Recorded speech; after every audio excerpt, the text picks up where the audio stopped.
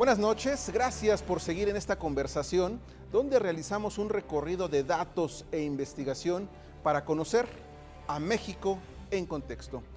En esta emisión seguiremos abordando el tema de los migrantes mexicanos ante la ofensiva del gobierno de Donald Trump, un tema que por supuesto es de prioridad nacional. Hoy el enfoque serán las reformas que desde el ámbito legislativo se instrumentan para apoyar a los migrantes mexicanos que trabajan en Estados Unidos o que ya viven una deportación.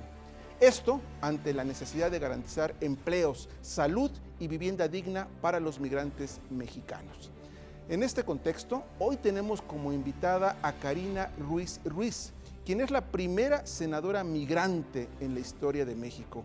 Ella desde muy joven emigró a Estados Unidos, es parte de la comunidad Dreamer, como todos enfrentó dificultades en el vecino país del norte, pero se convirtió en una destacada activista de la causa migrante.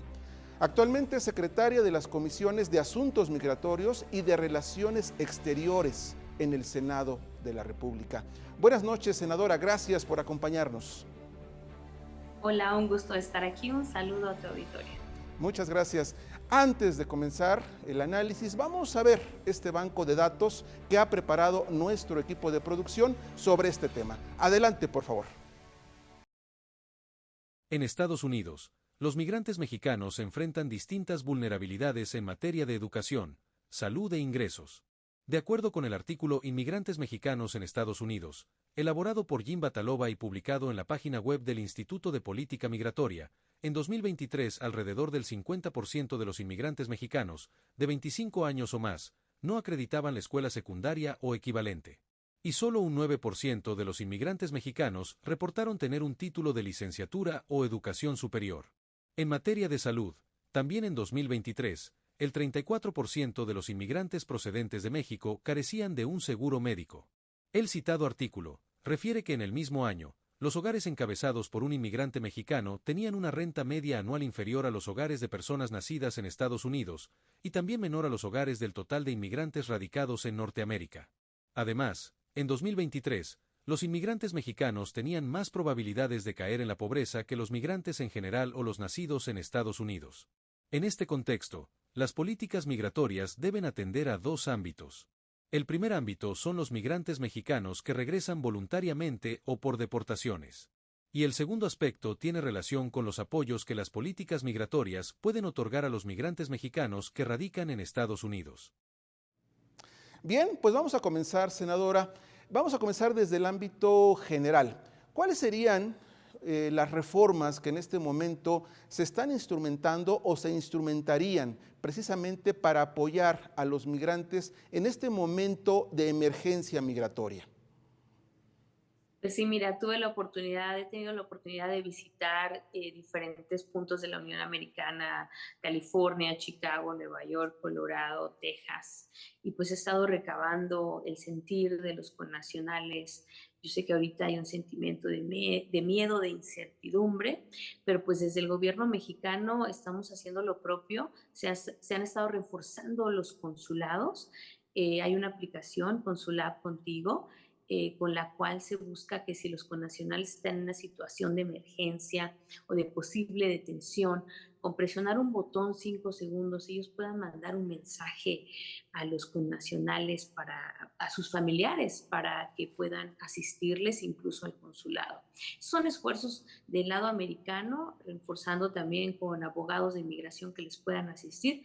Del lado mexicano, pues también con el programa México Te Abraza, que estamos apoyando. Yo tuve la oportunidad de visitar un albergue en Reynosa, viendo todo este aparato para recibir a los connacionales que sean repatriados o a los que regresen voluntariamente, en donde hay asistencia para obtener sus documentos, hay asistencia para obtener trabajo, asistencia médica, asistencia para apoyarles con cualquier tipo de necesidad que ellos tengan, principalmente el trabajo. Hay una bolsa de trabajo ahí, sabemos que la gente quiere trabajar, y pues desde lo legislativo acompañar todo este aparato para que no sea algo temporal, sino que sea algo que quede en la ley. Ahorita para mí es prioridad que se nos reconozca en la Constitución. Entonces presenté una iniciativa en donde se les reconozca a los mexicanos en el exterior también como sujetos de derecho con esta iniciativa, con una reforma al artículo 1, en donde vamos a poder incluir a los mexicanos y mexicanas del exterior, así como se hizo ya con los pueblos indígenas y afromexicanos, porque bueno, sabemos que estamos en la Constitución, pero a veces es un tema si la ley abarca también a los derechos de los mexicanos cuando estamos fuera de territorio. Con esto buscamos que se quede ahí plasmado en la ley que también los mexicanos que vivimos fuera, no somos ni de segunda ni de tercera, que también valemos lo mismo que los mexicanos que están en territorio y que también somos sujetos de derecho. También con eso, esta reforma al artículo 1 de la Ley General de Desarrollo Social. Esta reforma también busca que seamos acreedores a programas, y quizás no sean los mismos programas que existen en México, pero que se generen programas que puedan asistirnos más allá de las fronteras con las necesidades que nuestra población pueda tener. Y bueno, sabemos que el tema siempre es el dinero, entonces estamos buscando la manera, por medio de las remesas, de ver cómo se puede capturar un poquito de esas remesas para, pues de ahí mismo generar los ingresos para poder implementar estos programas, ¿no? Pero lo primero son las reformas a estos artículos, al artículo 1 en la Constitución para que se nos reconozca, y el artículo 1 en la Ley General de Desarrollo Social para que podamos ser acreedores y beneficiarios de estos programas. En ese aspecto, senadora, en ese aspecto me gustaría profundizar. ¿Qué requieren los migrantes que actualmente están en Estados Unidos, ya sea documentados o indocumentados? ¿Qué apoyos se les podrían dar y qué reformas se podrían instrumentar precisamente para lo que usted comenta, de que los mexicanos en el extranjero o a los mexicanos en el extranjero se les garanticen también sus derechos? ¿Qué reformas podríamos estar planteando en ese sentido? Sí, pues la reforma, como te digo, al artículo 1 de la Constitución, que es una reforma ambiciosa porque es una reforma constitucional, o sea, la Constitución, sabemos que para esto necesitamos los 2/3 de ambas cámaras y que se necesitan el 50+1 de los congresos locales. Lo vimos con la reforma al Poder Judicial, entonces no es sencillo de hacer. Pero yo creo que en este momento es muy necesario y es un tema que tenemos que traer aquí a la legislatura para que se nos reconozca, no importa dónde estemos, y también esta reforma al artículo 1 de la Ley de Desarrollo Social, en donde también podamos ser beneficiarios de esos programas, porque ahorita, por ejemplo, hablábamos del programa a los adultos mayores que no tienen quizás una pensión por su estatus migratorio en el exterior. Pues una de las reglas de operación del bienestar habla de que solamente si estás en territorio nacional puedes ser acreedor a este beneficio, este programa, ¿no? Entonces, precisamente por eso tenemos que introducir estas reformas a la ley, que ya lo hice, ya las presenté, para que no importa en dónde estemos, que también podamos ser sujetos de derecho en cuanto a estos programas. Ahora, las otras reformas que se están planteando y que tienen que ver mucho con lo que me preguntas, es a la ley del servicio exterior, en donde, bueno, los connacionales se siguen quejando de que no hay citas, de que no hay una atención suficiente, de que hay burocracia para los procesos. A veces van al consulado y les dicen, tienes que ir a solucionarlo a México. Y pues la realidad es que muchas personas, debido a su estatus migratorio, no pueden salir del país y regresar de nuevo con sus familias. Entonces, estoy presentando también esta reforma a la ley de servicio exterior y a la ley de migración, incluso para que abarque también a las personas migrantes y precisamente a las personas que están en retorno, que sea una ley que tome en cuenta pues ahora sí que estos aspectos de la migración, y que no sea nada más temporal ahorita con el programa México Te Abraza, sino que sea reformas a nuestra ley, que sean ya, que queden en la ley misma y que no sean temporales en respuesta a pues una narrativa de racismo y xenofobia por parte del vecino del norte, pero que estos apoyos en cuanto a empleo, en cuanto a trabajo, salud, educación, pues estén contemplados ya en la misma ley para las personas que decidan retornar, ya sea voluntario o involuntariamente.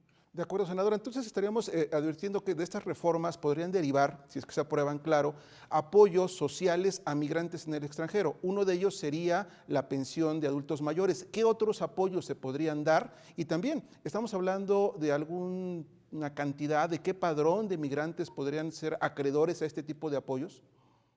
Sí, mira, se habla de que hay alrededor de 12 millones de mexicanos que migramos como pues migrantes que llegamos de México a particularmente a Estados Unidos, que es donde se concentra la mayor cantidad de mexicanos que estamos fuera del país, pero debido a la reforma de la ley en donde también por vía sanguínea o pues si nosotros tenemos hijos mexicanos, ellos también pueden ser acreedores a este beneficio de la ciudadanía mexicana, el reconocimiento, y a nuestros nietos, porque ellos al ser mexicanos pues le pasan también pues ese beneficio a sus hijos, y pues se habla de alrededor de 40 millones. Ya si sumamos los hijos o mexicanos de primera generación, Sí, los de ascendencia segunda, mexicana. la ascendencia mexicana exactamente, nuestros hijos y nietos, pues ya hablamos de un número sustancial de pues cerca de 40 millones. Y pues nosotros no tenemos un padrón realmente registrado y se tiene que trabajar en esto. Se tiene que trabajar en que ahorita hay alrededor de 1.6 millones de mexicanos que se han registrado con el Instituto Nacional Electoral para poder participar en elecciones pasadas. Desde el 2006 podemos participar en elecciones, pero solo de ese universo de 40 millones, 1.6 millones son lo único que hemos alcanzado a registrar para elecciones, y en estos últimos comicios de junio, pues menos de 900,000 fueron los que participaron en esa elección. Entonces yo creo que se tiene que hacer mucho trabajo de credencialización, tenemos que hacer ese trabajo de doble ciudadanía para reconocer, o sea, ellos son mexicanos obviamente, pero no se les va a reconocer esa ciudadanía, esa doble ciudadanía, hasta que no se haga el proceso de la doble ciudadanía. Entonces hay mucho trabajo que tenemos que hacer con creo que habían datos de 29 millones de pues, mexicoamericanos que estarían pues necesitando este trámite de la doble ciudadanía. Entonces es un trabajo enorme entre la credencialización y la doble ciudadanía para reconocer precisamente este derecho de los mexicanos en el exterior de ser reconocidos y de participar. Entonces, hablamos de números grandes, ¿verdad? 40 millones es una cantidad sustancial de mexicanos que vivimos principalmente en Estados Unidos, pero yo creo que de ahí se deriva el que tenemos esa necesidad de también involucrar a ellos que viven en el extranjero en las decisiones que tienen que ver con México, porque aún somos mexicanos, aún nos interesa lo que pasa en México, aunque no vivimos en el país, tenemos familia y estamos muy al pendiente de lo que sucede en México, incluso algunos ya con esa esperanza de, al ver difícil la situación en Estados Unidos, de quizá regresar a la tierra que abandonamos debido a diferentes circunstancias, especialmente a gobiernos neoliberales que no tenían al pueblo en prioridad para beneficio, pero esto vemos que está cambiando a raíz de la cuarta transformación. Todo esto ha ido cambiando. El país que yo dejé en el 1999 cuando migré con mis padres no es el mismo país que ahora vemos. México ha cambiado y ha cambiado para bien. Se está construyendo un sueño mexicano en el que estamos trabajando muy duro para que la economía se riegue de abajo hacia arriba, para que pues por el bien de todos primero las comunidades más vulnerables sean atendidas. Y en ese sentido, los migrantes también son parte de esa comunidad vulnerable, tanto los de tránsito que vienen de Centroamérica buscando una mejor oportunidad como nosotros lo hacemos en el vecino del norte, como los que quizás puedan regresar y retornar. Y incluso esas personas que van a retornar, pero que tienen un patrimonio que ya han forjado en Estados Unidos y que quisieran tener la oportunidad precisamente de pues traerse ese patrimonio para México con sus herramientas de Senadora, trabajo. si me permite, vamos a hacer un corte. Vamos a hacer un corte, regresamos y continuamos hablando sobre este tema tan interesante que comenta sobre el contexto de los migrantes en Estados Unidos. Vamos a un corte y regresamos. Estamos en México en Contexto.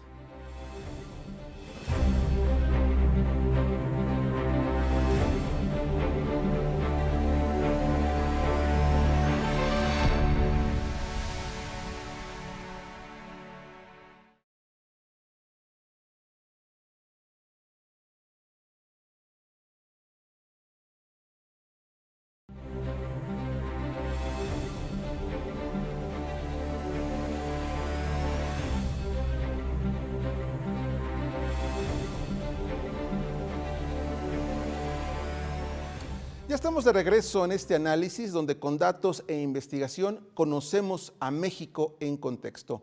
En esta ocasión estamos revisando las reformas legislativas que se instrumentan para apoyar a los migrantes mexicanos. Nos acompaña la senadora migrante Karina Ruiz Ruiz.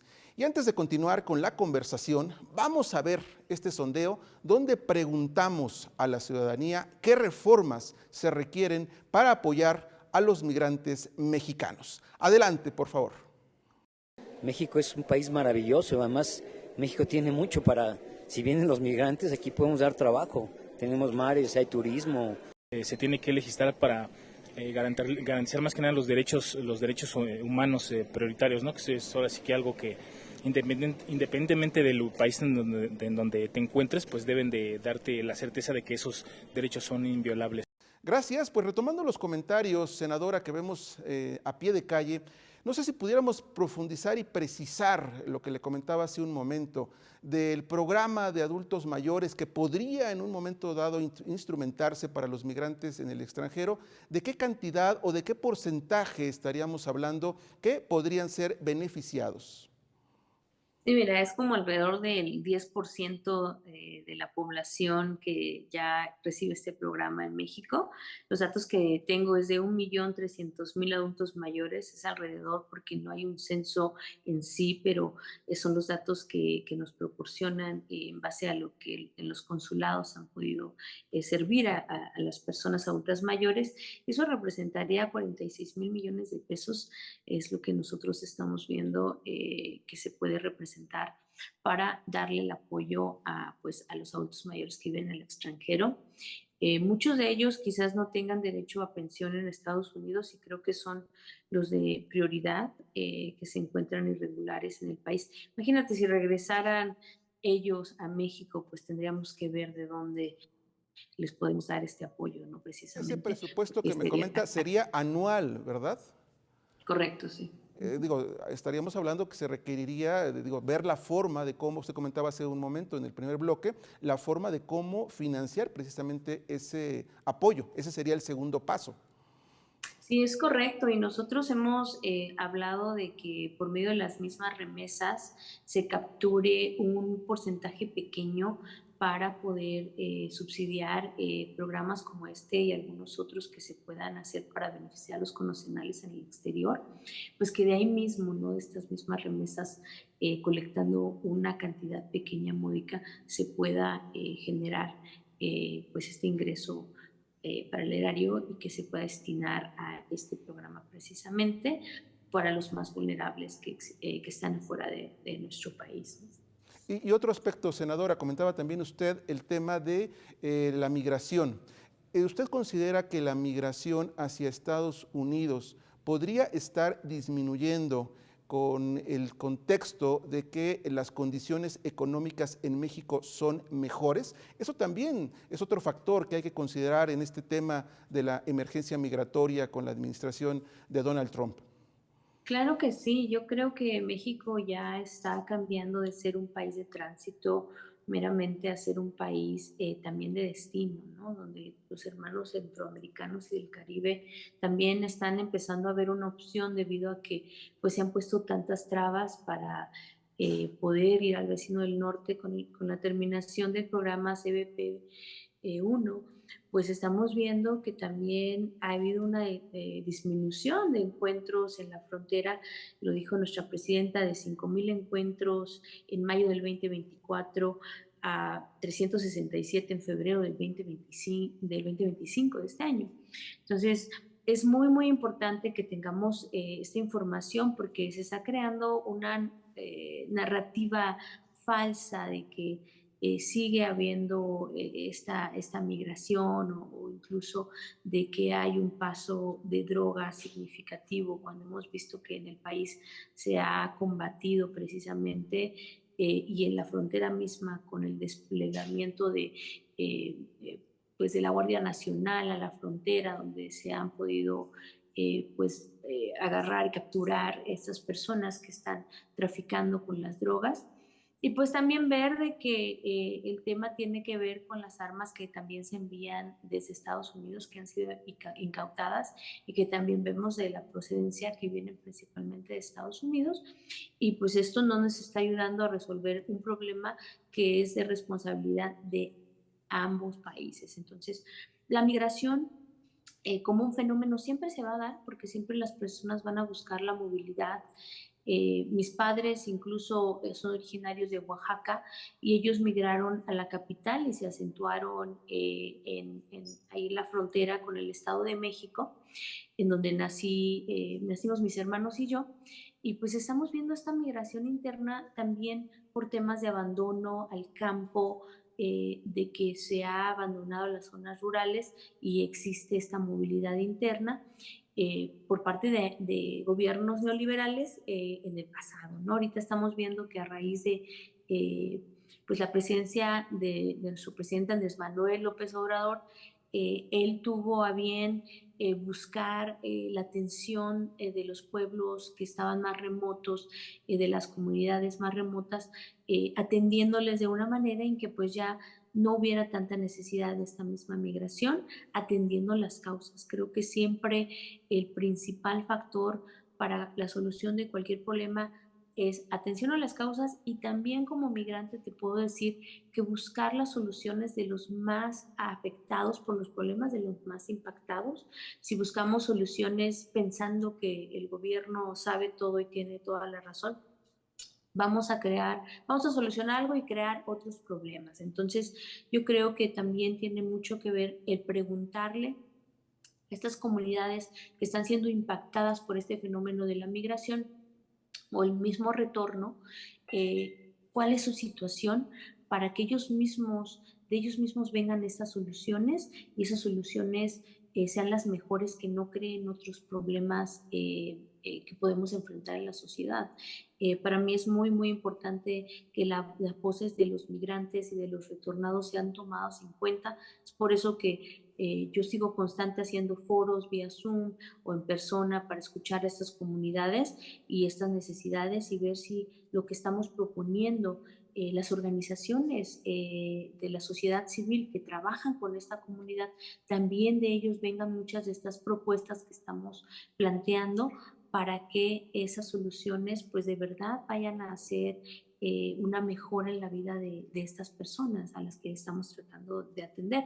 Como migrante misma, eso creo que aprendí yo del otro lado de la frontera, a que hubiéramos ya tenido una reforma migratoria si se nos hubiera escuchado como personas trabajadoras, migrantes, que somos parte de esa columna vertebral de la economía del país, y pues que sostenemos a dos naciones en realidad. Creo que eso es algo porque se nos ha reconocido, el reconocimiento a la aportación económica, y ya no somos solo mano de obra barata, sino que somos mano de obra calificada que puede, pues, y un talento que se está desaprovechando en México porque no hay inversión, nadie apoya a esos talentos mexicanos, esos estudiantes que son muy capaces. En el pasado no ha habido esa atención, ahorita lo estamos viendo Y en ese desde... aspecto, senadora, en ese aspecto que comenta precisamente, y me gustaría ya ir para ir concluyendo y estableciendo las recomendaciones generales,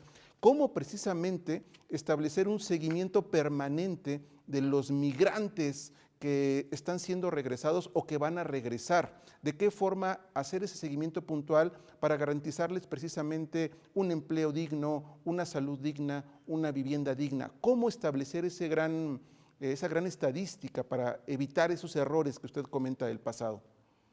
No, es esencial que en la misma ley pues se prevea, ¿no? Yo, por ejemplo, ayer estaba en la Comisión de Educación y yo mencioné que para la educación media y superior no hay un programa que tome en cuenta precisamente a la comunidad retornada de mexicanos, incluso a la comunidad migrante. Y es un vacío que tenemos que llenar, es esa brecha que tenemos que cerrar para asegurarnos que estas personas migrantes y retornadas van a tener esa atención desde la educación, la salud, desde los empleos. Hay un déficit de transportistas, me dice los empresarios del transporte. Y digo, caray, pues entre los retornados que ya tienen mucho este conocimiento, porque hacían ese trabajo allá, y las personas centroamericanas que puedan estar en busca de este empleo, pues precisamente aprovechar de esta migración y no verlo como un problema, sino más bien verlo como una oportunidad para poder desarrollar nuestro país, para poder sacar a México adelante, construir ese sueño mexicano que necesitamos construir para que ya no más connacionales salgan del país. Y creo que es muy, muy importante desde el trabajo legislativo, ahora sí que hacernos cargo de que estos programas, de que esto no sea algo solo temporal. Estaré presentando una ley nacional de retorno, repatriación y reinserción de mexicanos y mexicanas, el cual atenderá muchas de estas necesidades: educación, salud, vivienda, trabajo, para asegurarnos que esto no es solo temporal en respuesta a la crisis, sino que es algo que vamos a tener permanentemente como una aportación, una contribución de estas personas retornadas inmigrantes para nuestro país. Tenemos que verlos con ese valor que tienen, con esa contribución que dan a nuestro país y a nuestra economía, y ponerle un ejemplo a Estados Unidos de lo que puede pasar cuando un país toma la migración como una oportunidad de desarrollo y no como un problema debido a una narrativa de xenofobia y de racismo. Agradezco a la senadora Karina Ruiz por acompañarnos a este análisis donde destaca que deben prevalecer los derechos humanos de los migrantes y en caso de un regreso forzado, las políticas migratorias deben garantizar una inclusión digna, el retorno de los migrantes a la suave patria. Como siempre, le agradezco que nos haya acompañado, pues nuevamente conocimos a México en contexto. Muchas gracias.